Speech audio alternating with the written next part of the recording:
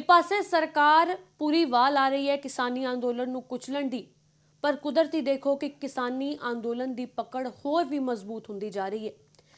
ਕਿਸਾਨਾਂ ਨੇ ਇਸ ਸੰਘਰਸ਼ ਦੇ ਨਾਲ ਇਸ ਅੰਦੋਲਨ ਦੇ ਨਾਲ ਇੱਕ ਬੜੀ ਖੂਬਸੂਰਤ ਮਿਸਾਲ ਪੇਸ਼ ਕੀਤੀ ਹੈ। ਮਿਸਾਲ ਹੈ ਏਕੇ ਦੀ, ਇਹ ਮਿਸਾਲ ਹੈ ਜਾਗਦੀਆਂ ਜ਼ਮੀਰਾਂ ਦੀ। ਬਹੁਤ ਸਾਰੀਆਂ ਗੱਲਾਂ, ਬਹੁਤ ਸਾਰੇ ਤੱਥ ਅੱਜ ਤੁਹਾਡੇ ਨਾਲ ਸਾਂਝੇ ਕਰਨੇ ਨੇ। ਅਸੀਂ ਜਾਣਦੇ ਹਾਂ ਕਿ ਕੇਂਦਰ ਦੇ ਨਾਲ ਕਿਸਾਨਾਂ ਦੀ ਅਗਲੀ ਮੀਟਿੰਗ, ਜੋ ਕਿ ਪਹਿਲਾਂ 29 ਨੂੰ ਸੀ, ਹੁਣ ਉਹ ਪੋਸਟਪੋਨ ਹੋ ਕੇ 30 ਦਸੰਬਰ ਨੂੰ ਹੋ ਗਈ ਹੈ। ਉਹ ਮੀਟਿੰਗ ਬੜੀ ਹੀ ਅਹਿਮ ਰਹਿਣ ਵਾਲੀ ਹੈ। ਪਰ ਕਿਸਾਨਾਂ ਦੀ ਇੱਕੋ ਇੱਕ ਮੰਗ 3 ਖੇਤੀ ਬਿੱਲ ਰੱਦ ਕਰਵਾਉਣਾ। ਕਿ ਰੱਦ ਹੋਣਗੇ ਜਾਂ ਨਹੀਂ, ਆਉਣ ਵਾਲਾ ਸਮਾਂ ਦੱਸੇਗਾ। ਪਰ ਇਸ ਤੇ ਅੱਜ ਵਧੇਰੇ ਗੱਲਬਾਤ ਕਰਨ ਦੇ ਲਈ, ਚਰਚਾ ਦੇ ਲਈ ਮੇਰੇ ਨਾਲ ਸਟੂਡੀਓ ਦੇ ਵਿੱਚ ਮੌਜੂਦ ਨੇ ਪੰਜਾਬ ਖੇਤੀਬਾੜੀ ਯੂਨੀਵਰਸਿਟੀ ਤੋਂ ਪ੍ਰਮੁੱਖ ਭੂਮੀ ਵਿਗਿਆਨੀ ਡਾਕਟਰ ਵਰਿੰਦਰਪਾਲ ਜੀ। ਅੱਜ ਗੱਲਬਾਤ ਕਰਾਂਗੇ ਇਸੇ ਮੁੱਦੇ ਤੇ। ਵਰਿੰਦਰਪਾਲ ਜੀ, ਜਿਸ ਤਰ੍ਹਾਂ ਅਸੀਂ ਜਾਣਦੇ ਹਾਂ ਕਿ ਤੁਸੀਂ ਪਹਿਲਾਂ ਵੀ ਲੋਕ ਅਵਾਰਡ ਵਾਪਸੀ ਕਰ ਰਹੇ ਸੀ, ਪਰ ਤੁਸੀਂ ਅਵਾਰਡ ਐਕਸੈਪਟ ਨਾ ਕਰਕੇ ਇੱਕ ਮਿਸਾਲ ਪੇਸ਼ ਕੀਤੀ ਸੀ। ਲੋਕ ਕਹਿ ਰਹੇ ਨੇ ਕਿ ਇੱਕ ਸਿਆਸੀ ਵਿਦਰੋਹ ਹੈ। ਤੁਹਾਨੂੰ ਕੀ ਲੱਗਦਾ ਹੈ ਕਿ ਸਿਆਸੀ ਵਿਦਰੋਹ ਹੈ ਜਾਂ ਨਹੀਂ? ਦੇਖੋ ਜੀ, ਇਹ ਤਾਂ ਐਵੇਂ ਕਹਿਣ ਕਹਾਉਣ ਦੀਆਂ ਗੱਲਾਂ ਨੇ। ਮੀਡੀਆ ਜਾਂ ਸਰਕਾਰੀ ਨੁਮਾਇੰਦੇ ਕੁਝ ਵੀ ਕਹੀ ਜਾਣ, ਸਾਰੀ ਦੁਨੀਆ ਜਾਣਦੀ ਹੈ। ਮੈਂ ਅੱਜ ਤੁਹਾਡੇ ਕੋਲੇ ਬੈਠਾ ਤੇ ਮੇਰੇ ਵਰਗੇ ਹੋਰ ਅਨੇਕਾਂ ਲੋਕ ਸੱਚ ਦੀ ਗੱਲ ਕਰ ਰਹੇ ਨੇ, ਜਿਨ੍ਹਾਂ ਦਾ ਕੋਈ ਸਿਆਸੀ ਪਿਛੋਕੜ ਨਹੀਂ ਤੇ ਨਾ ਹੀ ਅਸੀਂ ਕੋਈ ਸਿਆਸੀ ਪਿਛੋਕੜ ਦੀ ਸਾਡਾ ਕੋਈ ਰਿਹਾ, ਤੇ ਨਾ ਹੀ ਅਸੀਂ ਕੋਈ ਇਦਾਂ ਦੀ ਆਸ ਰੱਖਦੇ ਹਾਂ ਕਿ ਅਸੀਂ ਇਹਦੇ ਵਿੱਚੋਂ ਕੋਈ ਸਿਆਸੀ ਮੁਨਾਫਾ ਲੈਣਾ। ਵਿੱਚੋਂ ਸਾਡੀ ਭਾਵਨਾ ਸਿਰਫ ਇਹ ਹੈ ਵੀ ਅਸੀਂ ਦੇਸ਼ ਨਾਲ ਧਰੋਹ ਨਹੀਂ ਕਰ ਸਕਦੇ, ਅਸੀਂ ਆਪਣੇ ਦੇਸ਼ ਨਾਲ ਦਗਾ ਨਹੀਂ ਕਰ ਸਕਦੇ, ਆਪਣੇ ਫਰਜ਼ ਜਿਹੜੇ ਉਹ ਨਿਭਾ ਰਹੇ ਹਾਂ। ਮੇਰੇ ਖਿਆਲ 'ਚ ਕੋਈ ਸਿਆਸੀ ਵਿਦਰੋਹ ਬਿਲਕੁਲ ਨਹੀਂ। ਇਹ ਤਾਂ ਸਿਆਸੀ ਧਿਰਾਂ ਵੱਲੋਂ ਪਰਜਾ ਦੀ ਕੀਤੀ ਗਈ ਲੁੱਟ ਖੁਸਵਟ ਵਿੱਚੋਂ ਸਾਡੇ ਹਿਰਦਿਆਂ ਵਿੱਚੋਂ ਨਿਕਲ ਰਹੀ ਕੂਕ ਹੈ ਕਿ ਅਸੀਂ ਆਪਣੇ ਦੇਸ਼ ਨੂੰ ਵਿਕਾਸ ਦੇ ਰਾਹ ਤੇ ਤੋਰਨਾ ਚਾਹੁੰਦੇ ਹਾਂ। ਅਕਸਰ ਅਸੀਂ ਕਹਿੰਦੇ ਹਾਂ ਕਿ ਜਿਹੜੀ ਸੱਤਾਧਾਰੀ ਧਿਰ ਹੈ, ਜਿਹੜੀ ਉਹਦੀ ਤਾਕਤ ਹੈ, ਜਾਂ ਕਹਿ ਲਓ ਕਿ ਉਹ ਇੰਨੀ ਕੁ ਜ਼ਿਆਦਾ ਸੱਤਾਧਾਰੀ ਧਿਰ ਜਿਹੜੀ ਅੰਨੀ ਹੋ ਚੁੱਕੀ ਹੈ ਕਿ ਉਹਦੇ ਦਬਾਅ ਹੇਠਾਂ ਸਾਡੀਆਂ ਧਾਰਮਿਕ, ਸਮਾਜਿਕ, ਵਿਦਿਅਕ ਅਦਾਰੇ ਨੇ ਜਾਂ ਸਾਡੇ ਨੈਸ਼ਨਲ ਮੀਡੀਆ ਨੇ ਇਸ ਤਰ੍ਹਾਂ ਚੁੱਪੀ ਵੱਟੀ ਹੋਈ ਹੈ, ਤਾਂ ਦੇਖ ਕੇ ਅਸੀਂ ਸ਼ਰਮਸਾਰ ਹੋ ਰਹੇ ਹਾਂ। ਠੀਕ ਹੈ, ਤੁਸੀਂ ਬਿਲਕੁਲ ਠੀਕ ਕਹਿੰਦੇ ਹੋ। ਇਹ ਇੰਨਾ ਦਬਾਅ ਹੈ ਨਾ ਕਿ ਹਰ ਬੰਦਾ ਸਾਹ ਲੈਣ ਤੋਂ ਵੀ ਡਰਦਾ ਵੀ ਮੈਂ ਲਵਾਂ ਕਿ ਨਾ ਲਵਾਂ, ਸੱਚ ਬੋਲਾਂ ਕਿ ਨਾ ਬੋਲਾਂ। ਪਤਾ ਸਾਰਿਆਂ ਨੂੰ ਹੈ ਵੀ ਇਹ ਹੋ ਕੀ ਰਿਹਾ ਹੈ, ਬਟ ਇਹ ਵੀ ਇਹ ਸਾਡੀ ਵਿਡੰਬਣਾ ਹੈ ਕਿ ਸਾਨੂੰ ਇੱਦਾਂ ਦੀ ਐਜੂਕੇਸ਼ਨ ਹੀ ਨਹੀਂ ਦਿੱਤੀ ਗਈ ਕਿ ਸਾਨੂੰ ਇਹ ਪਤਾ ਹੋਵੇ ਸੰਸਾਰ ਨਾਸ਼ਵਾਨ ਹੈ ਤੇ ਅਸੀਂ ਸੱਚ ਦੀ ਗੱਲ ਕਰਨੀ ਹੈ। ਝੂਠ ਦੇ ਪੈਰ ਨਹੀਂ ਹੁੰਦੇ, ਝੂਠ ਨੇ ਬਹੁਤਾ ਸਮਾਂ ਰਹਿਣਾ ਨਹੀਂ। ਪਰ ਫਿਰ ਵੀ ਸਾਡਾ ਐਜੂਕੇਸ਼ਨ ਸਿਸਟਮ ਹੀ ਇੱਦਾਂ ਦਾ ਹੈ, ਜਿਸ ਸਿਸਟਮ ਨੇ ਸਾਨੂੰ ਸੱਚ ਬੋਲਣ ਦੀ ਜ਼ਰੂਰਤ ਸਿਖਾਈ ਹੋਈ ਨਹੀਂ। ਇਹ ਸਾਡੇ ਸਿਸਟਮ ਦੀ ਬੜੀ ਭਾਰੀ ਅਸੀਂ ਅਕਸਰ ਸੁਣਦੇ ਰਹੇ ਹਾਂ ਕਿ ਜਿਹੜੇ ਵਿਦਿਅਕ ਅਦਾਰੇ ਹੁੰਦੇ ਨੇ, ਜਿਹੜੇ ਮਾਹਰ ਹੁੰਦੇ ਨੇ, ਉਹਨਾਂ ਦੀ ਜ਼ਿੰਮੇਵਾਰੀ ਹੁੰਦੀ ਹੈ ਇੱਕ ਅਜਿਹੇ ਸਟੂਡੈਂਟ ਨੂੰ, ਇੱਕ ਅਜਿਹੇ ਵਿਅਕਤੀ ਨੂੰ ਕਰਨਾ ਜਿਸ ਨੂੰ ਸਿਆਸਤ ਤੋਂ ਪਰੇ ਰੱਖਣਾ ਪੈਣਾ, ਚੰਗੇ ਸੰਸਕਾਰਾਂ ਦੇ ਨਾਲ, ਚੰਗੀ ਸਿੱਖਿਆ ਦੇ ਨਾਲ ਉਸਨੂੰ ਸੰਪੂਰਨ ਬਣਾਉਣਾ। ਪਰ ਅਸੀਂ ਪਹਿਲਾਂ ਵੀ ਕਿਤੇ ਪੜ੍ਹਿਆ ਸੀ ਕਿ 2004 ਦੇ ਵਿੱਚ ਪੰਜਾਬ ਐਗਰੀਕਲਚਰ ਯੂਨੀਵਰਸਿਟੀ ਦੇ ਜਿਹੜੇ ਉਦੋਂ ਦੇ ਵਾਈਸ ਚਾਂਸਲਰ ਸੀਗੇ, ਉਹਨਾਂ ਨੇ ਉਦੋਂ ਦੇ ਪ੍ਰਧਾਨ ਮੰਤਰੀ ਨੂੰ ਜਿਹੜੀ ਯੂਨੀਵਰਸਿਟੀ ਦੀ ਗਰਾਊਂਡ ਹੈ, ਉਹ ਲੈਂਡ ਹੈ ਜਿਹੜੀ, ਉਹ ਸਿਆਸੀ ਰੈਲੀ ਦੇ ਲਈ ਵਰਤਣ ਦੇ ਲਈ ਇਨਕਾਰ ਕਰ ਦਿੱਤਾ ਸੀ। ਪਰ 25 ਦਸੰਬਰ ਨੂੰ ਜਦੋਂ ਦੇਸ਼ ਦੇ ਪ੍ਰਧਾਨ ਮੰਤਰੀ ਨਰਿੰਦਰ ਮੋਦੀ ਸੰਬੋਧਨ ਕਰਦੇ ਨੇ, ਤਾਂ ਅਸੀਂ ਸੁਣਿਆ ਕਿ ਵੱਖ-ਵੱਖ ਯੂਨੀਵਰਸਿਟੀਆਂ ਨੇ ਉਹ ਆਨਲਾਈਨ ਜਿਹੜਾ ਉਹ ਸੰਬੋਧਨ ਜਿਹੜਾ ਹੈ ਉਹ ਵਿਗਿਆਨੀਆਂ ਨੂੰ ਤੇ ਵਿਦਿਆਰਥੀਆਂ ਨੂੰ ਸੁਣਾਇਆ। ਤਾਂ ਪੜ੍ਹੇ ਲਿਖੇ ਤਬਕੇ ਦਾ ਤਾਂ ਇੱਕ ਵਾਰ ਫਿਰ ਤੋਂ ਸਿਰ ਸ਼ਰਮ ਦੇ ਨਾਲ ਝੁਕ ਗਿਆ। ਬਿਲਕੁਲ ਠੀਕ ਕਹਿ ਰਹੇ ਹੋ ਤੁਸੀਂ, ਬਿਲਕੁਲ ਠੀਕ ਕਹਿ ਰਹੇ ਹੋ। ਮੈਨੂੰ ਯਾਦ ਆਉਂਦਾ ਕਿ ਡਾਕਟਰ ਕਿਰਪਾਲ ਸਿੰਘ ਔਲਖ ਉਦੋਂ ਸਾਡੇ ਵਾਈਸ ਚਾਂਸਲਰ ਸਨ ਤੇ ਵਾਜਪਾਈ ਜੀ ਨੇ ਰੈਲੀ ਕਰਨੀ ਸੀ ਤੇ ਡਾਕਟਰ ਸਾਹਿਬ ਨੇ ਬੜਾ ਬੋਲਡ ਡਿਸੀਜਨ ਲਿਆ ਕਿ ਮੈਂ ਖੇਤੀਬਾੜੀ ਯੂਨੀਵਰਸਿਟੀ ਨੂੰ ਸਿਆਸੀ ਮੈਦਾਨ ਨਹੀਂ ਬਣਾ ਸਕਦਾ, ਔਰ ਸਾਰਿਆਂ ਨੇ ਐਪਰੀਸ਼ੀਏਟ ਕੀਤਾ। ਪਰ ਇਹ 25 ਦਸੰਬਰ ਨੂੰ ਕੀ ਹੋਇਆ ਕਿ ਸਾਰੀਆਂ ਖੇਤੀਬਾੜੀ ਯੂਨੀਵਰਸਿਟੀਆਂ ਨੇ, ਹੋ ਸਕਦਾ ਦੂਜੀਆਂ ਯੂਨੀਵਰਸਿਟੀਆਂ ਨੇ ਵੀ, ਆਪਣੇ ਵਿਦਿਆਰਥੀਆਂ ਨੂੰ, ਅਧਿਆਪਕਾਂ ਨੂੰ ਪ੍ਰਧਾਨ ਮੰਤਰੀ ਦਾ ਉਹ ਭਾਸ਼ਣ ਸੁਣਾਇਆ। ਤੇ ਸੱਚ ਜਾਣਿਓ, ਸਾਡਾ ਸਿਰ ਸ਼ਰਮ ਨਾਲ ਨਾ ਐਂ ਝੁਕ ਗਿਆ ਵੀ ਹੁਣ ਇੱਥੇ ਕੀ ਕਰੀਏ।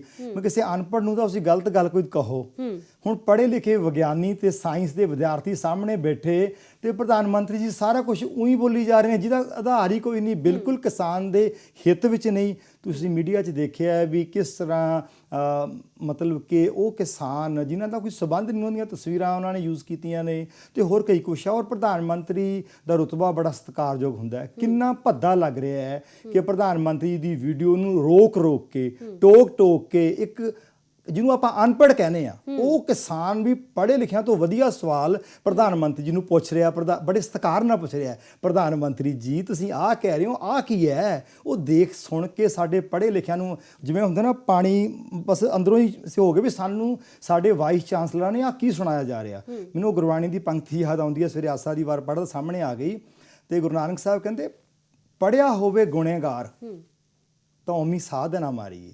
ਵੀ ਜੇ ਪੜਿਆ ਹੋਇਆ ਬੰਦਾ ਹੀ ਗੁਨਾਹ ਕਰਨ ਲੱਗ ਜਾਵੇ, ਉਹੀ ਅਪਰਾਧ ਕਰਨ ਲੱਗ ਜਾਵੇ, ਤਾਂ ਓਮੀ ਸਾਧ ਨੂੰ ਘਬਰਾਉਣਾ ਨਹੀਂ ਚਾਹੀਦਾ। ਓਮੀ ਸਾਧ ਹੁੰਦਾ ਵੀ ਅਨਪੜਿਆ ਪੜਿਆ ਅਨਅਵੇਅਰ ਹੈ ਜਿਹੜਾ, ਹਾਂ ਅਨਅਵੇਅਰ ਆ, ਵੀ ਉਹਨੂੰ ਤਾਂ ਘਬਰਾਉਣਾ ਨਹੀਂ ਚਾਹੀਦਾ। ਪੜਿਆ ਹੋਵੇ ਗੁਨੇਗਾਰ ਤਾਂ ਓਮੀ ਸਾਧ ਨਾ ਮਾਰੀਏ। ਮਤਲਬ ਕਿ ਵੀ ਇਹ ਸਾਡੇ ਕਿਸਾਨਾਂ ਨੇ ਉਹ ਗੱਲ ਨੂੰ ਪ੍ਰਤੱਖ ਕਰ ਦਿਖਾਇਆ ਵੀ ਇਹ ਘਬਰਾਏ ਨਹੀਂ। ਜੇ ਸਾਡੇ ਪੜ੍ਹੇ ਲਿਖੇ ਲੋਕ ਜਿਨ੍ਹਾਂ ਨੇ ਇਹ ਗੱਲ ਕਰਨੀ ਸੀ ਉਹ ਆਪਣੇ ਫਰਜ਼ਾਂ ਤੋਂ ਕੋਤਾਹੀ ਕਰ ਰਹੇ ਨੇ, ਪਰ ਜਿਹਨੂੰ ਅਸੀਂ ਅਨਪੜ੍ਹ ਕਹਿੰਦੇ ਆ, ਉਹਨੇ ਗੁਰੂ ਨਾਨਕ ਸਾਹਿਬ ਦੀ ਗੱਲ ਨੂੰ ਫੁੱਲ ਚੜਾਇਆ, ਉਹ ਹਾਰਿਆ ਨਹੀਂ। ਪੜ੍ਹਿਆ ਹੋਵੇ ਗੁਨੇਗਾਰ ਤਾਂ ਓਮੀ ਸਾਧ ਨਾ ਮਾਰੀਏ, ਜਿਹਾ ਘਾਲੇ ਘਾਲਣਾ ਤੇ ਵੇਹੋ ਨਾਉ ਪਚਾਰੀਏ।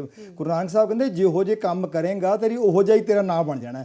ਤੇਰੀ ਪੜ੍ਹੀ ਲਿਖੀ ਵੀ ਉਹ ਪੜ੍ਹਾਈ ਸਾਰੀ ਗਰਕ ਹੋ ਗਈ। ਜੇ ਤੂੰ ਪੜ੍ਹ ਲਿਖ ਕੇ ਵੀ ਗਲਤ ਕੰਮ ਕਰ ਰਿਹਾ ਤਾਂ ਅੱਜ ਦੇ ਵਾਈਸ ਚਾਂਸਲਰ ਉਹ ਕੰਮ ਕਰ ਰਹੇ ਨੇ, ਪੜ੍ਹ ਲਿਖ ਕੇ ਉਹ ਕੰਮ ਕਰ ਦਿੰਦੇ ਆ। ਮਤਲਬ ਕਿ ਗੁਰੂ ਸਾਹਿਬ ਨੇ ਜਿਹੜਾ ਹਲੂਣਾ ਦਿੱਤਾ ਸੀ ਨਾ ਵੀ ਐਸੀ ਕਲਾ ਨਾ ਖੇਡੀਏ ਚ ਦਰਗਾਹ ਗਿਆ ਹਾਰੀਏ, ਵੀ ਇਹੋ ਜਿਹਾ ਕੰਮ ਨਹੀਂ ਕਰਨਾ ਕਿ ਪਰਮਾਤਮਾ ਦੀ ਦਰਗਾਹ ਵਿੱਚ ਸ਼ਰਮਿੰਦਾ ਹੋਣਾ ਪਵੇ। ਪੜ੍ਹਿਆ ਅਤੇ ਓਮੀਆਂ ਦੋਨੋਂ ਗੱਲ ਸੁਣ ਲੈਣ, ਪੜ੍ਹੇ ਤੇ ਅਨਪੜ੍ਹ। ਪੜ੍ਹਿਆ ਅਤੇ ਓਮੀਆਂ ਵਿਚਾਰ ਅੱਗੇ ਵਿਚਾਰੀਏ। ਉੱਥੇ ਤਾਂ ਇਹ ਦੇਖਣਾ ਤਾਂ ਕੰਮ ਕਿਹਦੇ ਚੰਗੇ ਆ, ਕਿੰਨੀਆਂ ਡਿਗਰੀਆਂ, ਕਿੰਨੇ ਸਨਮਾਨ ਕੀ ਲੈ ਲਏ, ਕੰਮ ਹੀ ਚੰਗੇ ਨਹੀਂ ਤਾਂ ਫਿਰ ਕੋਈ ਫਾਇਦਾ ਨਹੀਂ। ਸੋ ਸਾਡੇ ਪੜ੍ਹੇ ਲਿਖੇ ਵਾਈਸ ਚਾਂਸਲਰਾਂ ਦੇ ਮੈਨੂੰ ਦਰਦ ਨਾਲ ਕਹਿਣਾ ਪੈ ਰਿਹਾ, ਸਾਡੀ ਕਿਸੇ ਨਾਲ ਕੋਈ ਰੰਜਿਸ਼ ਨਹੀਂ, ਸਾਡੇ ਸਾਰੇ ਸਤਿਕਾਰਯੋਗ ਨੇ, ਪਰ ਹੱਦ ਹੁੰਦੀ ਆ। ਉਹ ਕਿਸੇ ਗੱਲ ਦੀ ਹੱਦ ਹੁੰਦੀ ਹੈ, ਕਠਪੁਤਲੀ ਬਣ ਚੁੱਕੇ ਆ ਨਾ, ਇਹ ਪ੍ਰੂਫ ਕੀਤਾ ਉਹਨਾਂ ਨੇ। ਬਿਲਕੁਲ ਜੀ, ਹੱਦ ਹੁੰਦੀ ਆ ਕਿਸੇ ਗੱਲ ਦੀ। ਸ਼ਰੇਆਮ ਝੂਠ ਬੋਲਿਆ ਜਾ ਰਿਹਾ। ਕਹਿੰਦੇ ਖੇਤੀ ਵਿਗਿਆਨੀ ਸੁਣੋ, KVK ਵਾਲੇ ਸੁਣੋ, ਸਾਰੇ ਵਿਦਿਆਰਥੀਆਂ ਸੁਣੋ। ਸਾਡੇ ਵਿਦਿਆਰਥੀਆਂ ਨੂੰ ਸਵਾਲ ਕਰਦੇ ਆ, ਸਰ ਆਹ ਪ੍ਰਧਾਨ ਮੰਤਰੀ ਜੀ ਕੀ ਕਹਿ ਰਹੇ ਨੇ, ਇਹ ਗੱਲ ਤਾਂ ਆਏ ਆ। ਮਤਲਬ ਕਿ ਇਹ ਤਾਂ ਜੀ ਹੁਣ ਮਤਲਬ ਕਿ ਕੀ ਕਹਾਂ, ਤੁਹਾਡੇ ਸਟੂਡੈਂਟਸ ਨੇ ਤੁਹਾਡੇ ਤੋਂ ਕੀ ਸਵਾਲ ਪੁੱਛੇ? ਮੇਰੇ ਫੋਨ 'ਚ ਮੇਰੇ ਵਿਦਿਆਰਥੀਆਂ ਦੀ ਤੁਸੀਂ ਦੇਖੋ ਮੈਸੇਜ, ਮਤਲਬ ਕਿ ਇੰਨੇ ਕੁਐਸਚਨ ਬੱਚੇ ਕਰ ਰਹੇ ਆ, ਸਰ ਆਹ ਪ੍ਰਧਾਨ ਮੰਤਰੀ ਜੀ ਕੀ ਕਹਿ ਰਹੇ ਨੇ। ਮਤਲਬ ਕਿ ਆਹ ਗੱਲ ਕਿਵੇਂ ਹੈ? ਤੁਹਾਡੇ ਕੋਲ ਜਵਾਬ ਸੀ ਆਪਣੇ ਸਟੂਡੈਂਟਸ ਨੂੰ ਜਵਾਬ ਸੀ ਦੇਣ ਦੇ ਲਈ? ਮੈਂ ਤਾਂ ਜੀ ਸ਼ਰਮਿੰਦਾ ਹੀ ਸੀ, ਮੈਂ ਹੋਰ ਕੀ ਕਹਾਂ। ਮੈਂ ਤਾਂ ਆਪਣੀ ਗੱਲ ਪਹਿਲਾਂ ਹੀ ਕਰ ਚੁੱਕਿਆ। ਵਿਦਿਆਰਥੀਆਂ ਨੂੰ ਮੇਰੇ ਨੂੰ ਪਤਾ ਕਿ ਮੈਂ ਸੱਚ ਨਾਲ ਖੜਾ, ਪਰ ਵਿਦਿਆਰਥੀ ਸਵਾਲ ਕਰਦੇ ਯੂਨੀਵਰਸਿਟੀ ਕਿਉਂ ਨਹੀਂ ਸੱਚ ਨਾਲ ਖੜੀ। ਫਰਜ਼ ਤਾਂ ਬਣਦਾ ਕਿ ਜਦੋਂ ਸਾਰੀਆਂ ਲਗਭਗ 70 ਯੂਨੀਵਰਸਿਟੀਆਂ ਹੋਣੀਆਂ, ਖੇਤੀਬਾੜੀ ਯੂਨੀਵਰਸਿਟੀਆਂ, ਇਹਨਾਂ ਦੇ ਵਾਈਸ ਚਾਂਸਲਰ ਨੂੰ ਖੱਤ ਆਉਂਦਾ ਹੈ ਤੇ ਵਾਈਸ ਚਾਂਸਲਰ ਕਾਫਲਾ ਬਣਾਉਂਦੇ, ਜਾ ਕੇ ਪ੍ਰਧਾਨ ਮੰਤਰੀ ਨਾਲ ਟੇਬਲ ਤੇ ਬੈਠਦੇ ਸਤਿਕਾਰ ਨਾਲ ਕਿ ਸਰ ਆਹ ਗੱਲਾਂ ਠੀਕ ਨਹੀਂ, ਆਪਾਂ ਇਹਨੂੰ ਦਰੁਸਤ ਕਰ ਲਈਏ।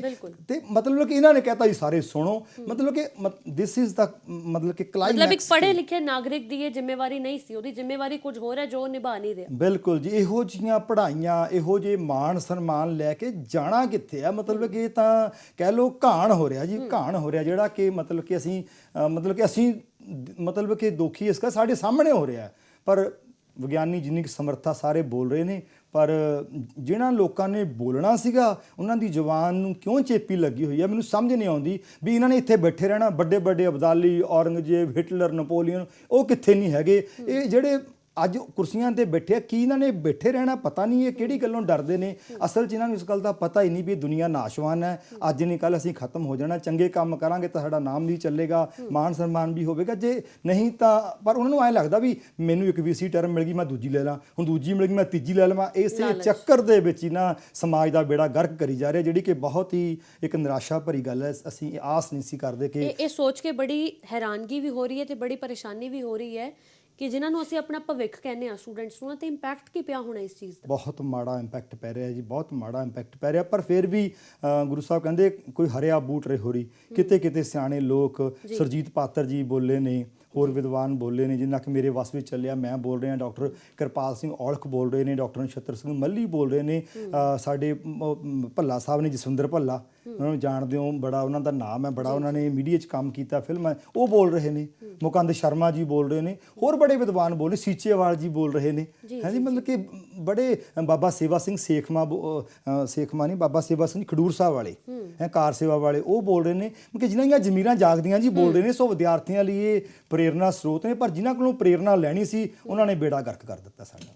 ਤੁਸੀਂ ਇੱਕ ਬੜਾ ਖੂਬਸੂਰਤ ਆਰਟੀਕਲ ਲਿਖਿਆ, ਉਹਦੇ ਵਿੱਚ ਤੁਸੀਂ ਇਹ ਮੈਂਸ਼ਨ ਕਰ ਰਹੇ ਹੋ ਕਿ ਹੁਣ ਇਹ ਜਿਹੜਾ ਸੰਘਰਸ਼ ਹੈ ਕਿਸ ਦਿਸ਼ਾ ਵੱਲ ਜਾਣਾ ਚਾਹੀਦਾ, ਇਸ ਨੂੰ ਲੈ ਕੇ ਤੁਸੀਂ ਗੱਲਬਾਤ ਕੀਤੀ ਹੈ। ਉਹ ਆਰਟੀਕਲ ਦੇ ਵਿੱਚ ਬੜੀਆਂ ਖੂਬਸੂਰਤ ਗੱਲਾਂ ਲਿਖੀਆਂ ਨੇ, 8 ਮੁੱਖ ਪੁਆਇੰਟਸ ਜਿਹੜੇ ਤੁਸੀਂ ਡਿਸਕਸ ਕੀਤੇ ਨੇ, ਅਸੀਂ ਚਾਹੁੰਦੇ ਹਾਂ ਕਿ ਦਰਸ਼ਕਾਂ ਤੱਕ ਵੀ ਉਹ ਪਹੁੰਚਾਏ ਜਾਣ। ਦੇਖੋ ਜੀ, 8 ਮੁੱਖ ਪੁਆਇੰਟ ਜਿਹੜੇ ਮੈਂ ਜਦੋਂ ਦਾ ਇਹ ਭਾਣਾ ਵਰਤ ਰਿਹਾ, ਪਿਛਲੇ 3 ਮਹੀਨਿਆਂ ਤੋਂ ਮੈਂ ਸਾਰੇ ਕੇਸ ਨੂੰ ਸਟੱਡੀ ਕਰ ਰਿਹਾ।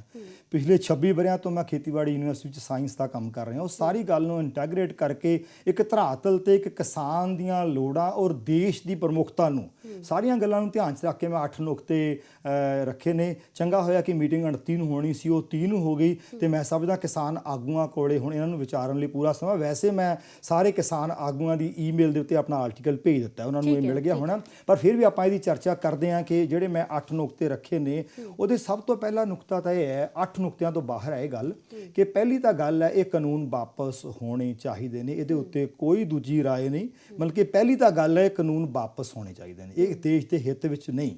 ਔਰ ਉਸ ਤੋਂ ਬਾਅਦ ਨਵੇਂ ਕਾਨੂੰਨ ਬਣਨੇ ਚਾਹੀਦੇ ਨੇ। ਉਹਨਾਂ ਵਾਸਤੇ ਮੈਂ 8 ਨੁਕਾਤੀ ਪ੍ਰੋਗਰਾਮ ਦਿੱਤਾ ਵੀ ਉਹ ਕਾਨੂੰਨਾਂ ਵਿੱਚ ਇਹ ਚੀਜ਼ਾਂ ਨੂੰ ਜੇ ਸ਼ਾਮਲ ਕਰ ਲਿਆ ਜਾਵੇ, ਭਾਰਤ ਦਾ ਕਿਸਾਨ ਵੀ ਸੁਖੀ ਰਹੇਗਾ, ਸਰਕਾਰ ਦਾ ਵੀ ਫਾਇਦਾ ਹੋਵੇਗਾ, ਔਰ ਸਮਾਜ ਨੂੰ ਵੀ ਇਹਦਾ ਬੜਾ ਵੱਡਾ ਲਾਹਾ ਰਹੇਗਾ। ਆਪਾਂ ਇਕੱਲਾ ਡਿਸਕਸ ਕਰਦੇ ਹਾਂ। ਪਹਿਲੀ ਤਾਂ ਗੱਲ ਹੈ ਜੀ ਫਸਲਾਂ ਦੇ ਘੱਟੋ ਘੱਟ ਮੁੱਲ ਦੀ, MSP ਦੀ। ਇਹ ਬਹੁਤ ਇੰਪੋਰਟੈਂਟ ਗੱਲ ਹੈ। MSP ਇੱਕ ਨੀਤੀ ਨਹੀਂ ਹੋਣੀ ਚਾਹੀਦੀ, it shell not be the policy, it shell B ਲਾ। ਇਹ ਇੱਕ ਕਾਨੂੰਨ ਹੋਣਾ ਚਾਹੀਦਾ, ਇਹ ਨਹੀਂ ਕਿ ਨੀਤੀ ਹੈਗੀ ਹੈ ਕੋਈ ਮੰਨੇ ਜਾਂ ਨਾ ਮੰਨੇ, ਇਹਦੇ ਉੱਤੇ ਬਕਾਇਦਾ ਇੱਕ ਨਵਾਂ ਕਾਨੂੰਨ ਬਣਨਾ ਚਾਹੀਦਾ ਹੈ। ਤੇ ਜਿਹੜੀ ਵੀ ਫਸਲ ਦੀ ਕਾਸ਼ਤ ਸਾਡੇ ਭਾਰਤ ਵਿੱਚ ਹੁੰਦੀ ਹੈ, ਹਰ ਫਸਲ ਲਈ MSP ਹੋਣਾ ਚਾਹੀਦਾ ਬਿਲਕੁਲ। ਔਰ ਇਹ MSP ਨੂੰ ਘੜਨ ਦੀ ਜ਼ਿੰਮੇਵਾਰੀ ਇੱਕ ਵਿਸ਼ੇਸ਼ ਸਿਆਣੇ ਲੋਕਾਂ ਦੀ ਟੀਮ ਕੋਲ ਹੋਣੀ ਚਾਹੀਦੀ ਹੈ।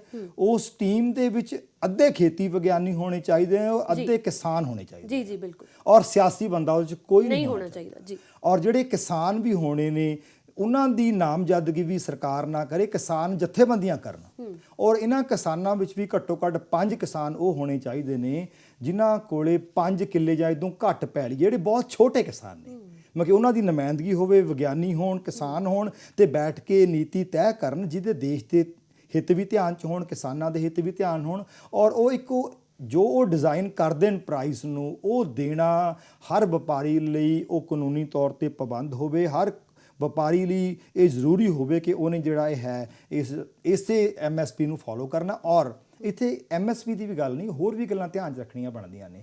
ਇਹ ਗੱਲਾਂ ਨੂੰ ਸਰਕਾਰਾਂ ਜਾਂ ਮੀਡੀਆ ਲੁਕਾ ਲੈਂਦਾ, ਪਰ ਉਜਾਗਰ ਹੋਣੀਆਂ ਚਾਹੀਦੀਆਂ ਨੇ। ਪੰਜਾਬ, ਹਰਿਆਣਾ ਤੇ ਪੱਛਮੀ ਉੱਤਰ ਪ੍ਰਦੇਸ਼, ਇਹਨਾਂ ਦੀ ਕਣਕ ਵਿੱਚ ਲਗਭਗ ਔਸਤਨ 11% ਪ੍ਰੋਟੀਨ ਹੁੰਦਾ ਹੈ।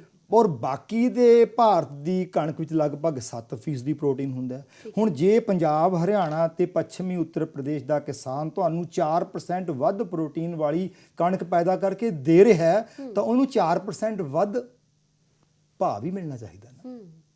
ਅਕਸਰ ਉਹਨੂੰ ਜੇ ਪ੍ਰੋਡਿਊਸ ਕਰਦਾ, ਉਹਦੇ ਕੁਝ ਕਾਰਨ ਨੇ, ਉਹਦੇ ਕੋਲੇ ਉਹਦਾ ਕਲਾਈਮੇਟ ਜਾਂ ਉਹਦਾ ਆਲਾ ਦੁਆਲਾ ਜਾਂ ਉਹਦਾ ਪ੍ਰਬੰਧ ਜਾਂ ਉਹਦੀ ਭੂਮੀ ਉਹਨੂੰ ਕੁਝ ਵਿਸ਼ੇਸ਼ ਦੇ ਰਹੀ ਹੈ, ਤਾਂ ਹੀ ਤੁਹਾਨੂੰ ਉਹ 4% ਵੱਧ ਪ੍ਰੋਟੀਨ ਦੇ ਰਿਹਾ। ਸੋ ਉਹਦੇ ਹਿਸਾਬ ਨਾਲ ਬਾਕੀਆਂ ਦੇ 4% ਹੀ ਨਹੀਂ, ਬਲਕਿ ਉਹ 7 ਦਿੰਦੇ ਆ, 11 ਦਿੰਦੇ ਆ, ਲਗਭਗ 40% ਹੋ ਗਿਆ। 35-40% ਦੇ ਵਿੱਚ, ਯਾਨੀ 30-40% ਵੱਧ ਪ੍ਰੋਟੀਨ ਦੇ ਰਿਹਾ। ਸੋ ਇਹ ਗੱਲਾਂ ਨੂੰ ਵਿਚਾਰ ਕਰਕੇ ਤੁਸੀਂ ਮਤਲਬ ਕਿ ਉਹਨਾਂ ਨੂੰ ਉਹਦਾ ਜਿਹੜਾ ਭਾਅ ਦੇਣਾ ਉਸ ਹਿਸਾਬ ਨਾਲ ਦਿਓ, ਤਾਂ ਕਿ ਉਹ ਕਿਸਾਨ ਨੂੰ ਪਤਾ ਲੱਗੇ ਵੀ ਕਿ ਮੇਰੇ ਹੱਕਾਂ ਦੀ ਗੱਲ ਜਿਹੜੀ ਹੋ ਰਹੀ ਹੈ। ਸੋ ਪਹਿਲੀ ਤਾਂ ਗੱਲ ਹੈ ਕਿ MSP ਦਾ ਇਹ ਸਾਰਾ ਪ੍ਰਬੰਧ ਬੜਾ ਵਧੀਆ ਹੋਣਾ ਚਾਹੀਦਾ। ਔਰ ਦੂਸਰੀ ਗੱਲ ਹੈ ਕਿ ਜਦੋਂ MSP ਨੀਅਤ ਹੁੰਦੀ ਹੈ, MSP ਤਾਂ ਹੁਣ ਵੀ ਹੈਗੀ ਹੈ, ਪਰ ਕਿਸਾਨ ਨੂੰ ਮਿਲਦੀ ਥੋੜਾ ਨਹੀਂ ਮਿਲਦੀ ਹੈ ਨਾ, ਉਹ ਅਨਾਉਂਸ ਹੋ ਜਾਂਦੀ ਹੈ। ਉਹਦੇ ਵਾਸਤੇ ਵੀ ਇੱਕ ਕਾਨੂੰਨ ਬਣ ਜਾਣਾ ਚਾਹੀਦਾ ਕਿ ਵਪਾਰੀਆਂ ਦੇ ਲਈ ਜਾਂ ਸਰਕਾਰ ਖਰੀਦ ਕਰਦੀ ਹੈ, ਜਿਹੜਾ ਵੀ ਬੰਦਾ ਖਰੀਦ ਕਰਦਾ ਹੈ, ਉਹ ਉਸੇ ਨੂੰ ਸਟਿਕ ਕੀਤਾ ਜਾਵੇ। ਉਦੋਂ ਘੱਟ ਮੁੱਲ ਦੇਣ ਵਾਲੇ ਵਪਾਰੀ ਉੱਤੇ ਜਾਂ ਖਰੀਦਦਾਰ ਉੱਤੇ ਬੜੇ ਇਹੋ ਜਿਹੇ ਮਤਲਬ ਕਿ ਕਾਨੂੰਨ ਬਣ ਜਾਵੇ ਕਿ ਉਹਦੀ ਹਿੰਮਤ ਨਾ ਪਵੇ ਕਿਸਾਨ ਦੇ ਨਾਲ ਧੋਖਾ ਕਰਨ ਦੀ। ਔਰ ਜਿਹੜੀ ਕੀਮਤ ਹੈਗੀ ਆ, ਉਹਦੇ ਲਈ ਵੀ ਨੀਅਤ ਹੋਣਾ ਚਾਹੀਦਾ ਕਿ ਕਿਸਾਨ ਲੇਲੜੀਆਂ ਨਾ ਕੱਢਦਾ ਫਿਰ ਮੰਡੀ ਵਿੱਚ ਜਾ ਕੇ। ਉਹਦੀ ਖਰੀਦ ਹੋਣ ਤੋਂ 15 ਦਿਨਾਂ ਦੇ ਵਿੱਚ ਉਹਦੀ ਸਾਰੀ ਕੀਮਤ ਕਿਸਾਨ ਦੇ ਖਾਤੇ ਵਿੱਚ ਆਪਣੇ ਆਪ ਆਉਣੀ ਚਾਹੀਦੀ ਹੈ। ਕਿਸਾਨ ਮੰਡੀ ਵਿੱਚ ਬੈਠਾ ਰਵੇ, ਉਡੀਕਦਾ ਰਵੇ, ਉਹੋ ਜਿਹੀ ਗੱਲ ਨਹੀਂ ਹੋਣੀ ਚਾਹੀਦੀ। ਔਰ ਇਹਦੇ ਵਿੱਚ ਇਹ ਵੀ ਕਾਨੂੰਨ ਬਣਨਾ ਚਾਹੀਦਾ ਵੀ ਜੇ ਕਿਤੇ ਖਰੀਦਦਾਰ ਨਾਲ, ਵਪਾਰੀ ਨਾਲ ਕਿਸਾਨ ਦਾ ਝਗੜਾ ਹੋ ਜਾਵੇ, ਤਾਂ ਜਿਹੜੇ ਕਿਸਾਨ, ਛੋਟੇ ਕਿਸਾਨ ਨੇ, ਕੋਈ ਹੱਦ ਨੀਤ ਕੀਤੀ ਜਾ ਸਕਦੀ ਹੈ ਵੀ ਮੰਨ ਲਓ ਉਹਨਾਂ ਦੀ ਪੈਲੀ 5 ਕਿੱਲਿਆਂ ਤੋਂ ਘੱਟ ਹੈ, ਤਾਂ ਉਹਨਾਂ ਦਾ ਮੁਕੱਦਮਾ ਸਰਕਾਰ ਨੂੰ ਲੜਨਾ ਚਾਹੀਦਾ। ਔਰ ਮੁਕੱਦਮੇ ਦੇ ਹੋਏ ਸਾਰਾ ਖਰਚਾ ਔਰ ਕਾਨੂੰਨੀ ਸਲਾਹ ਦੇਣ ਦੀ ਜ਼ਿੰਮੇਵਾਰੀ ਕਿਸਾਨ ਦੀ ਹੋਣੀ ਚਾਹੀਦੀ ਹੈ, ਤਾਂ ਕਿ ਕਿਉਂਕਿ ਵੱਡੀਆਂ ਕੰਪਨੀਆਂ ਨਾਲ ਤਾਂ ਬਰਾਬਰ ਦੇ ਪਲੇਅਰ ਤਾਂ ਹੈ ਹੀ ਨਹੀਂ। ਹੁਣ ਇੱਕ ਕਰੋੜਪਤੀ ਘਰਾਣਾ ਹੈ ਤੇ ਉਹਦੇ ਨਾਲ 5 ਕਿੱਲਿਆਂ ਦਾ ਕਿਸਾਨ ਅਦਾਲਤ ਵਿੱਚ ਜਾ ਕੇ ਕਿਵੇਂ ਲੜ ਦੂਗਾ? ਤੇ ਇਸ ਕਰਕੇ ਸਰਕਾਰ ਦੀ ਜ਼ਿੰਮੇਵਾਰੀ ਬਣਦੀ ਹੈ ਵੀ ਛੋਟੇ ਕਿਸਾਨ ਦਾ ਜੇ ਕਿਤੇ ਕਿਸੇ ਖਰੀਦਦਾਰ ਨਾਲ, ਵਪਾਰੀ ਨਾਲ ਕੋਈ ਝਗੜਾ ਹੋ ਜਾਂਦਾ ਤਾਂ ਉਹਦੀ ਅਦਾਲਤ ਦੇ ਵਿੱਚ ਉਹਦੀ ਜਿਹੜਾ ਪੱਖ ਹੈਗਾ ਉਹਨੂੰ ਲੜਨ ਦੀ ਜ਼ਿੰਮੇਵਾਰੀ, ਉਹਦਾ ਖਰਚਾ ਕਿਸਾਨ ਦਾ ਉਹ ਸਰਕਾਰ ਨੂੰ ਕਰਨਾ ਚਾਹੀਦਾ। ਸੋ ਇਹ ਦੂਜਾ ਕਾਨੂੰਨ ਹੈ ਜਿਹੜਾ ਸਾਡਾ ਪਾਸ ਹੋਣਾ ਬਹੁਤ ਜ਼ਰੂਰੀ ਹੈ। ਤੀਸਰੀ ਗੱਲ ਹੈ ਜੀ ਇੰਪੋਰਟੈਂਟ, ਬਹੁਤ ਕੰਟਰੈਕਟ ਫਾਰਮਿੰਗ ਦੀ ਗੱਲ ਹੁੰਦੀ ਹੈ ਇਕਰਾਰਨਾਮੇ ਦੀ, ਹੈ ਨਾ, ਵੀ ਉਹ ਇਹਨਾਂ ਕਾਨੂੰਨਾਂ ਵਿੱਚ ਕਿਹਾ ਗਿਆ ਵੀ ਕੰਟਰੈਕਟ ਫਾਰਮਿੰਗ ਤੁਹਾਨੂੰ ਬਹੁਤ ਸਬਜ਼ਬਾਜ਼ ਦਿਖਾਏ ਨੇ ਕਿ ਬਹੁਤ ਪ੍ਰੋਫਿਟ ਹੋ ਜਾਊਗਾ, ਇਸ ਤਰ੍ਹਾਂ ਹੋ ਜਾਊਗਾ। ਦੇਖੋ ਇਹਦੇ ਵਿੱਚ ਗੱਲ ਬੜੀ ਸਪਸ਼ਟ ਹੈ ਕਿ ਕੰਟਰੈਕਟ ਫਾਰਮਿੰਗ ਦਾ ਫਾਇਦਾ ਹੋ ਸਕਦਾ ਹੈ ਜੀ। ਉਦਾਹਰਨ ਦੇ ਤੌਰ ਤੇ ਸਾਡੇ ਪੰਜਾਬ ਖੇਤੀਬਾੜੀ ਯੂਨੀਵਰਸਿਟੀ ਦੇ ਇੱਕ ਸਾਬਕਾ ਪ੍ਰੋਫੈਸਰ ਨੇ, ਵਿਗਿਆਨੀ ਡਾਕਟਰ ਅੱਲਾ ਰੰਗ, ਉਹਨਾਂ ਨੇ ਬਹੁਤ ਸਾਰੇ ਕੰਟਰੈਕਟ ਫਾਰਮਿੰਗ ਵਿੱਚ ਕਿਸਾਨਾਂ ਦਾ ਆਰਥਿਕ ਲਾਭ ਉਹਨਾਂ ਨੂੰ ਦਿੱਤਾ ਹੈ। ਉਹਨਾਂ ਦੀ ਫੁੱਲਾਂ ਦੀ ਕਾਸ਼ਤ ਕਰਾ ਕੇ ਵਧੀਆ ਵਪਾਰ ਦੇ ਕੇ ਉਹਨਾਂ ਨੂੰ ਮਤਲਬ ਕਿ ਸਪੋਰਟ ਦਿੱਤੀ ਹੈ। ਪਰ ਇਹ ਹੈ ਵੀ ਉਹ ਇੱਕ ਇਮਾਨਦਾਰ ਵਪਾਰੀ ਬਣ ਕੇ ਉਹ ਕੰਮ ਕਰ ਰਹੇ ਨੇ। ਪਰ ਜਿਹੜੇ ਘਰਾਣਿਆਂ ਦੀ ਗੱਲ ਹੋ ਰਹੀ ਹੈ ਉਹਨਾਂ ਦੀ ਇਮਾਨਦਾਰੀ ਤਾਂ ਸਾਰੀ ਦੁਨੀਆ ਅੱਗੇ ਜੱਗ ਜਾ ਰਿਹਾ। ਸੋ ਵੀ ਕੰਟਰੈਕਟ ਫਾਰਮਿੰਗ ਦੇ ਉੱਤੇ ਇੱਕ ਬਕਾਇਦਾ ਕਾਨੂੰਨ ਹੋਣਾ ਚਾਹੀਦਾ, ਪਰ ਉਹ ਕਾਨੂੰਨ ਇਸ ਤਰ੍ਹਾਂ ਕੰਮ ਕਰੇ ਵੀ ਇਹ ਫਾਰਮਰ ਦੀ ਮਰਜ਼ੀ ਹੈ, ਫਾਰਮਰ ਨੂੰ ਖੁੱਲ੍ਹ ਹੈ ਵੀ ਉਹ ਕੰਟਰੈਕਟ ਫਾਰਮਿੰਗ ਕਰੇ ਜਾਂ ਨਾ ਕਰੇ, ਉਹਦੀ ਮਰਜ਼ੀ ਹੈ। ਜੇ ਕਰਨਾ ਚਾਹੁੰਦਾ ਹੈ ਉਹਦਾ ਬਕਾਇਦਾ ਲੀਗਲ ਇਕਰਾਰਨਾਮਾ ਹੋਵੇ, ਔਰ ਇਕਰਾਰਨਾਮੇ ਉੱਤੇ ਪੂਰਾ ਉਤਰਨ ਲਈ ਵਪਾਰੀ ਨੂੰ ਪਹਿਲਾਂ ਨਿਯਤ ਕਰੇ ਕਿ ਮੈਂ ਭਾਈ ਤੈਨੂੰ ਇੰਨਾ ਮੁੱਲ ਦਊਂਗਾ, ਤੇ ਬਾਅਦ ਵਿੱਚ ਉਹਨਾਂ ਮੁੱਲ ਦੇਣ ਦੀ ਜ਼ਿੰਮੇਵਾਰੀ ਵਪਾਰੀ ਦੀ ਹੋਵੇ। ਪਹਿਲਾਂ ਭਾਵੇਂ ਸੋਚ ਕੇ ਮੁੱਲ ਨਿਯਤ ਕਰ ਲਵੇ ਜਿਵੇਂ ਕਰਨਾ ਹੈ। ਕਿਸਾਨ ਦੀ ਫਸਲ ਦਾ ਬੀਮਾ ਵਪਾਰੀ ਕਰਾਵੇ, ਉਹ ਬੀਮੇ ਦੀ ਰਕਮ ਵੀ ਭਾਵੇਂ ਉਹਦੇ ਨਾਲ ਇਕਰਾਰਨਾਮੇ 'ਚ ਤੀਤ ਕਰ ਲਵੇ ਮੈਂ ਤੈਨੂੰ ਆਹ ਪਾ ਦੂੰਗਾ ਕਿਉਂਕਿ ਮੈਂ ਤੇਰਾ ਬੀਮਾ ਵੀ ਦੇਣਾ, ਤੈਨੂੰ ਹਰ ਹਾਲ 'ਚ ਮਿਲਣਾ। ਪਰ ਜਦੋਂ ਫਸਲ ਤਿਆਰ ਹੋ ਜਾਂਦੀ ਹੈ ਤਾਂ ਉਸ ਵਪਾਰੀ ਦਾ ਫਰਜ਼ ਬਣੇ ਕਿ ਜੋ ਇਕਰਾਰਨਾਮੇ ਤੇ ਲਿਖਿਆ ਉਹਨੇ ਪੈਸੇ ਦੇ ਕੇ ਉਹ ਫਸਲ ਮਾੜੀ ਹੋਵੇ ਚੰਗੀ ਹੋਵੇ ਉਹਨੂੰ ਚੱਕੇ ਹੋ। ਸੋ ਇਦਾਂ ਦਾ ਇਕਰਾਰਨਾਮਾ ਜੇ ਇਹੋ ਜਿਹੀ ਕੰਟਰੈਕਟ ਫਾਰਮਿੰਗ ਨੂੰ ਅਸੀਂ ਪ੍ਰਮੋਟ ਕਰੀਏ ਤਾਂ ਕੰਟਰੈਕਟ ਫਾਰਮਿੰਗ ਜਿਹੜੀ ਹੈਗੀ ਹੈ ਉਹ ਲਾਹੇਵੰਦ ਹੋ ਸਕਦੀ ਹੈ। ਇਹ ਵੀ ਯਕੀਨੀ ਬਣਾਇਆ ਜਾਵੇ ਕੋਈ ਵੀ ਇਹੋ ਜਿਹਾ ਵਪਾਰੀ ਕੰਟਰੈਕਟ ਫਾਰਮਿੰਗ ਦੇ ਨਾਂ ਤੇ ਆ ਕੇ ਕੱਲ ਨੂੰ ਦਗਾ ਕਰਕੇ ਕਿਸਾਨ ਦੀ ਪੈਲੀ ਨੂੰ ਆਪਣੇ ਕਬਜ਼ੇ 'ਚ ਲੈਣ ਲਈ ਜਾਂ ਇਸੇ ਗੱਲ ਦਾ ਡਰ ਹੈ ਕਿਸਾਨਾਂ ਨੂੰ, ਸਭ ਤੋਂ ਇਸੇ ਗੱਲ ਦਾ ਡਰ ਹੈ। ਉਹ ਡਰ ਹੈਗਾ, ਇਹ ਵਾਜਬ ਜਾਇਜ਼ ਵੀ ਹੈ, ਬਿਲਕੁਲ ਵਾਜਬ ਡਰ ਹੈ ਜੀ। ਬਿਲਕੁਲ ਇਹੋ ਜਿਹੀਆਂ ਘਟਨਾਵਾਂ ਸਾਡੇ ਦੂਜੇ ਸੂਬਿਆਂ 'ਚ ਵਰਤਦੀਆਂ ਨੇ, ਉਹ ਡਰਦੇ ਨੇ ਤੇ ਉਹਦੀ ਪੈਲੀ ਤੇ ਕਾਬਜ਼ ਨਾ ਹੋ ਸਕੇ, ਉਦੋਂ ਆਪਣੀ ਮਰਜ਼ੀ ਦੀ ਫਸਲ ਦੀ ਕਾਸ਼ਤ ਕਰਨ ਲਈ ਉਹਨੂੰ ਮਜਬੂਰ ਨਾ ਕਰ ਸਕੇ। ਕਿਸਾਨ ਦਾ ਫਰੀडम ਪੂਰਾ ਹੋਵੇ, ਪਰ ਕਿਸਾਨ ਦੀ ਮਰਜ਼ੀ ਨਾਲ ਇਹਦੀ ਪ੍ਰੋਵੀਜ਼ਨ ਰੱਖ ਲੈਣੀ ਚਾਹੀਦੀ ਹੈ ਵੀ ਕੰਟਰੈਕਟ ਫਾਰਮਿੰਗ ਹੋ ਜਾਵੇ, ਇਮਾਨਦਾਰ ਵਪਾਰੀ ਇਹਦੇ ਵਿੱਚ ਆ ਜਾਣ ਡਾਕਟਰ ਅੱਲਾ ਰੰਗ ਵਰਗੇ, ਤਾਂ ਕਿਸਾਨਾਂ ਦਾ ਬੜਾ ਇਹਦੇ 'ਚ ਲਾਭ ਹੋ ਸਕਦਾ। ਸੋ ਤਿੰਨ ਕਾਨੂੰਨ ਮੈਂ ਇਹ ਬੇਨਤੀ ਕੀਤੀ ਹੈ ਹੋਣੇ ਜ਼ਰੂਰੀ ਨੇ। ਔਰ ਚੌਥੀ ਗੱਲ, ਇਹਦੇ ਉੱਤੇ ਵੀ ਬਕਾਇਦਾ ਕਾਨੂੰਨ ਬਣਨਾ ਬਹੁਤ ਜ਼ਰੂਰੀ ਹੈ। ਸਬਸਿਡੀਆਂ ਦਾ ਲਾਲਚ ਦੇ ਕੇ ਸਿਆਸੀ ਪਾਰਟੀ ਕੋਈ ਵੀ ਹੋਵੇ, ਸਾਡੇ ਕਿਸਾਨਾਂ ਨੂੰ ਮਿੱਠਾ ਜ਼ਹਿਰ ਦੇ ਕੇ ਵੋਟਾਂ ਲਈਆਂ ਇਹਨਾਂ ਨੇ ਸਬਸਿਡੀਆਂ ਦੇ ਨਾਂ ਉੱਤੇ, ਪਰ ਸਬਸਿਡੀਆਂ ਇੱਕ ਇਹੋ ਜਿਹਾ ਮਿੱਠਾ ਜ਼ਹਿਰ ਨੇ, ਇਹ ਸਾਡੇ ਸਮੁੱਚੀ ਸਭਿਅਤਾ ਵਾਸਤੇ ਨਾ ਇੱਕ ਬਹੁਤ ਵਿਨਾਸ਼ਕਾਰੀ ਸਿੱਧ ਹੋ ਰਹੇ ਨੇ। ਕੋਈ ਵੀ ਡਿਵੈਲਪਡ ਨੇਸ਼ਨ ਪਾਣੀ ਦੇ ਉੱਤੇ, ਬਿਜਲੀ ਦੇ ਉੱਤੇ, ਖਾਦਾਂ ਦੇ ਉੱਤੇ ਸਬਸਿਡੀ ਨਹੀਂ ਦਿੰਦੀ, ਪਰ ਸਾਡੀਆਂ ਸਰਕਾਰਾਂ ਨੇ ਬਿਜਲੀ ਮੁਫਤ, ਪਾਣੀ ਮੁਫਤ, ਖਾਦਾਂ ਸਸਤੀਆਂ। ਇਹਦੇ ਨਾਲ ਅਸੀਂ ਆਪਣੇ ਕੁਦਰਤੀ ਸੋਮਿਆਂ ਦਾ ਬਹੁਤ ਵੱਡਾ ਘਾਣ ਕੀਤਾ। ਕਿਸਾਨਾਂ ਨੂੰ ਮੇਰੀ ਗੱਲ ਭਾਵੇਂ ਓਪਰੀ ਲੱਗੇ, ਪਰ ਮੈਂ ਕਿਸਾਨਾਂ ਦੇ ਹਿੱਤ ਦੀ ਗੱਲ ਕਰ ਰਿਹਾ ਵੀ ਬਿਜਲੀ ਦੇ ਪੈਸੇ ਕਿਸਾਨ ਤੋਂ ਪੂਰੇ ਲੈਣੇ ਚਾਹੀਦੇ ਆ, ਪਾਣੀ ਦੇ ਪੈਸੇ ਪੂਰੇ ਲੈਣੇ ਚਾਹੀਦੇ ਆ, ਖਾਦਾਂ ਦੇ ਪੈਸੇ ਪੂਰੇ ਲੈਣੇ ਚਾਹੀਦੇ। ਯੂਰੀਆ ਦੀ ਬੋਰੀ ਕਿਸਾਨ 265 ਦੀ ਚੱਕਦਾ ਹੈ, ਉਹਦਾ ਮੁੱਲ ਲਗਭਗ 1100 ਰੁਪਏ ਹੈ, ਉਹ ਤੋਂ 1100 ਲੈਣੇ ਚਾਹੀਦੇ, 265 ਨਹੀਂ ਲੈਣੇ ਚਾਹੀਦੇ। ਪਰ ਕਿਸਾਨ ਨੂੰ ਫਸਲ ਦਾ ਮੁੱਲ ਜਿੰਨਾ ਹੁਣ ਮਿਲਦਾ ਉਹ ਤੋਂ ਇੰਨਾ ਵਧਾ ਕੇ ਦੇ ਦੇਣਾ ਚਾਹੀਦਾ ਹੈ ਕਿ ਉਹਦਾ ਪੂਰਾ ਖਰਚਾ ਨਿਕਲੇ ਔਰ ਉਹਦਾ ਪੂਰਾ ਮੁਨਾਫਾ, ਜਿੰਨਾ ਡਾਕਟਰ ਸਵਾਮੀਨਾਥਨ ਨੇ ਆਪਣੀ ਰਿਪੋਰਟ 'ਚ ਲਿਖਿਆ ਹੈ, ਉਹਨਾਂ ਮੁਨਾਫਾ ਕਿਸਾਨਾਂ ਦਾ ਯਕੀਨੀ ਹੋਵੇ, ਪਰ ਉਹਦੀ ਉਪਜ ਦਾ ਮੁੱਲ ਇੰਨਾ ਵਧਾ ਕੇ ਦੇਣਾ ਚਾਹੀਦਾ। ਔਰ ਜਿਹੜਾ ਪੈਸਾ ਸਰਕਾਰ ਕੰਪਨੀਆਂ ਨੂੰ, ਖਾਦਾਂ ਦੀਆਂ ਕੰਪਨੀਆਂ ਨੂੰ ਸਬਸਿਡੀ ਦੇ ਰੂਪ ਵਿੱਚ ਦਿੰਦੀਆਂ ਨੇ, ਉਹ ਪੈਸਾ ਕਿਸਾਨ ਨੂੰ ਉਹਦੀ ਉਪਜ ਦੇ ਮੁੱਲ ਦੇ ਰੂਪ ਵਿੱਚ ਜਾਣਾ ਚਾਹੀਦਾ, ਤਾਂ ਕਿ ਕਿਸਾਨ ਬਿਜਲੀ ਖਰੀਦੇ, ਜੋ ਖਰੀਦੂਗਾ ਹਿਸਾਬ ਨਾਲ ਵਰਤੂਗਾ, ਪਾਣੀ ਖਰੀਦੂਗਾ ਹਿਸਾਬ ਨਾਲ ਵਰਤੂਗਾ। ਪਰ ਡਾਕਟਰ ਸਾਹਿਬ ਕਿਸਾਨ ਆਬਜੈਕਸ਼ਨ ਹੋ ਸਕਦਾ, ਆਬਜੈਕਸ਼ਨ ਨਹੀਂ ਬਿਲਕੁਲ ਆਬਜੈਕਸ਼ਨ ਇਹ ਕਹਿ ਸਕਦੇ ਨੇ ਕਿ ਕੁਝ ਤਾਂ ਸਰਕਾਰਾਂ ਕਰ ਰਹੀਆਂ ਨੇ, ਹੈ ਨਾ, ਤੇ ਤੁਸੀਂ ਉਹਦੇ ਤੋਂ ਵੀ ਨਹੀਂ ਮੇਰੀ ਹਜੇ ਗੱਲ ਪੂਰੀ ਨਹੀਂ ਹੋਈ। ਦੇਖੋ ਜੇ ਇਹ ਸਿਆਸੀ ਰੰਗਤ ਦੇ ਕੇ ਕਿਸਾਨਾਂ ਨੂੰ ਲੋਕ ਗੁੰਮਰਾਹ ਕਰ ਸਕਦੇ ਨੇ, ਪਰ ਇਹ ਗੱਲ ਬੜੀ ਮੈਂ ਸਪਸ਼ਟ ਆਪਣੇ ਆਰਟੀਕਲ ਵਿੱਚ ਵੀ ਕਰ ਦਿੱਤੀ ਹੈ ਕਿ ਖਾਦ ਖਰੀਦਣ ਲਈ, ਬਿਜਲੀ ਖਰੀਦਣ ਲਈ ਔਰ ਪਾਣੀ ਖਰੀਦਣ ਲਈ ਕਿਸਾਨ ਨੂੰ ਸਰਕਾਰ ਉਧਾਰ ਪੈਸਾ ਦੇਵੇ, ਉਹ ਤੇ ਵਿਆਜ ਕੋਈ ਨਾ ਲਵੇ, ਸਰਕਾਰ ਨੂੰ ਪੱਲਿਓਂ ਨਾ ਖਰਚਣਾ ਪਵੇ। ਜਦ ਫਸਲ ਮੰਡੀ ਵਿੱਚ ਚਲੀ ਗਈ ਤੋਂ ਕੱਟ ਲਵੇ। ਜੀ ਹੁਣ ਜੇ ਉਹਨੂੰ ਮਿਲਦਾ 2000 ਰੁਪਇਆ, ਫਿਰ ਮਿਲੇ 7000 ਰੁਪਇਆ, ਤੇ ਉਹਨੂੰ ਕੀ ਦੁਖਦਾ ਬੋਰੀ, ਹੈ ਨਾ। ਮਤਲਬ ਕਿ ਇਹ ਪਾਲਿਸੀ ਸਾਡੇ ਕਿਸਾਨ ਦੀ ਮਾਨਸਿਕਤਾ ਨੂੰ ਸਾਡੇ ਸਿਆਸੀ ਲੋਕਾਂ ਨੇ ਬਹੁਤ ਬੁਰੀ ਤਰ੍ਹਾਂ ਗਮਰਾਹ ਕੀਤਾ ਹੈ, ਔਰ ਸਬਸਿਡੀਆਂ ਦੇ ਚੱਕਰ 'ਚ ਪਾ ਕੇ ਕਿਸਾਨਾਂ ਤੋਂ ਵੋਟਾਂ ਲਈਆਂ ਨੇ। ਹੁਣ ਕਿਸਾਨ ਜਾਗ ਚੁੱਕਿਆ ਤੇ ਕਿਸਾਨ ਆਗੂਆਂ ਨੂੰ, ਕਿਸਾਨਾਂ ਨੂੰ ਇਹ ਗੱਲ ਸਮਝਾ ਦੇਣੀ ਚਾਹੀਦੀ ਹੈ। ਕਿਸਾਨ ਆਪ ਹੀ ਬਹੁਤ ਸਿਆਣੇ ਨੇ ਕਿ ਸਾਨੂੰ ਸਬਸਿਡੀਆਂ ਦੇ ਕੇ ਜ਼ਹਿਰ ਨਾ ਦਿਓ, ਸਾਡੇ ਕੋਲੋਂ ਬੋਰੀ ਦੇ ਪੂਰੇ ਪੈਸੇ ਲਵੋ, ਪਰ ਸਾਡਾ ਮੁੱਲ ਮੁੱਲ ਵੀ ਜੇ 1888 ਦਿੰਦੇ ਹੋ, ਮੁੱਲ ਦਿਓ ਸਾਨੂੰ 7888 ਰੁਪਏ, ਅਸੀਂ ਤੁਹਾਨੂੰ 1100 ਦੀ ਬੋਰੀ ਲੈਣ ਨੂੰ ਤਿਆਰ ਆ। ਮਤਲਬ ਕਿ ਉਹ ਸਾਰਾ ਕੁਝ ਵਿੱਚ ਇਨਕਾਰਪੋਰੇਟ ਹੋਵੇ, ਕਿਸਾਨ ਦਾ ਪੂਰਾ ਮੁਨਾਫਾ ਤੈਅ ਹੋਵੇ,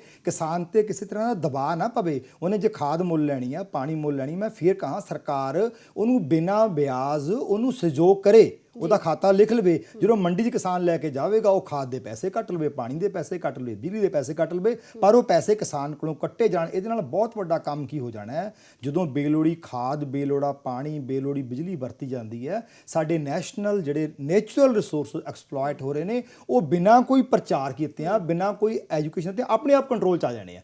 ਹਰ ਬੰਦੇ ਨੇ ਸੰਜਮ ਨਾਲ ਚੀਜ਼ ਵਰਤਣੀ, ਉਹਨੂੰ ਪਤਾ ਵੀ ਜੇ ਮੈਂ ਘੱਟ ਖਾਦ ਪਾ ਕੇ ਪੂਰਾ ਝਾੜ ਲੈ ਸਕਦਾ, ਮੈਂ ਕਿਉਂ ਵੱਧ ਪੈਸੇ ਲਾਵਾਂ, ਮੈਨੂੰ ਤਾਂ ਪੂਰੇ ਪੈਸੇ 7888 ਜਿਵੇਂ ਉਹ ਤਾਂ ਜਿੰਨਾ ਭਾਅ ਬਣੂਗਾ, ਮੈਂ ਉਦਾਹਰਨ ਦੇ ਤੌਰ ਉਹ ਮਿਲ ਹੀ ਜਾਣਾ। ਤੇ ਫਿਰ ਜੇ ਮੇਰਾ ਖਰਚਾ ਮੈਂ ਘਟਾ ਲਵਾਂ, ਉਹ ਆਪਣੇ ਆਪ ਐਂ ਘਟਣਾ। ਇਹ ਹੁਣ ਖੇਤੀ ਵਿਗਿਆਨੀ ਜਾ ਕੇ ਕੈਂਪ ਲਾਉਂਦੇ ਆ, ਸਮਝਾਉਂਦੇ ਆ, ਉਹ ਪਾਲਿਸੀਜ਼ ਹੀ ਨਹੀਂ ਹੈਗੀਆਂ ਤਾਂ ਵਿਗਿਆਨੀ ਕੀ ਕਰਨਗੇ।